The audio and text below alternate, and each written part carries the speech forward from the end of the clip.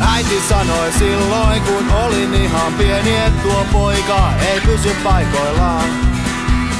Ei se kovin vääräs ollut, kun vuodet vieri asuinpaikat vaihtui aina uudestaan.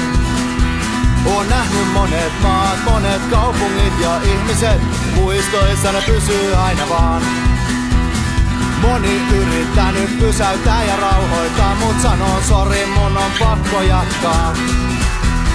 Välillä pelottaa, mihin tää tie vie, loppuuko se ollenkaan?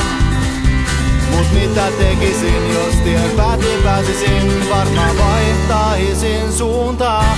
Mut on luotu kulkemaan. Repun heitän selkään ja katseen käännän auringon nousuun. Kaikki siitä ei tykkää, mutta en pysty pysyä paikoillaan. Mut on luotu kulkemaan. Karavaani liikkuu aamusta auringon laskuun. Kaikki siitä ei tykkää, mut on luotu kulkemaan.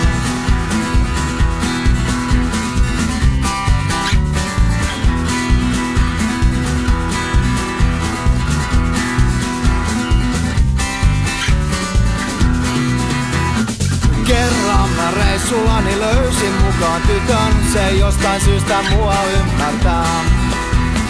Silläkin on vikaa päässä, ei se normaali oo, ei se muuten tähän lähtiskään. Kuuffio poika ja rämäpää tyttö keksii kaikkea älytöntä yhdessä. Joskus tulee itku, potku, raivo, paskaa, kaikkea hullu pari jatkaa matkaa yhdessä. Välillä pelottaa, mihin tää tie vie, loppuuko se ollenkaan?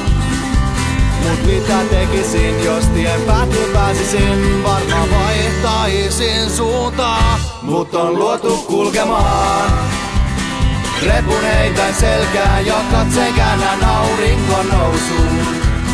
Kaikki siitä ei tykkää, mut en pysty pysyä paikoillaan. Mut on luotu kulkemaan.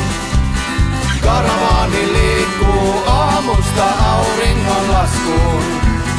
Kaikki siitä ei tykkää, mut on luotu kulkemaan. La la la la la la la la la la la la la.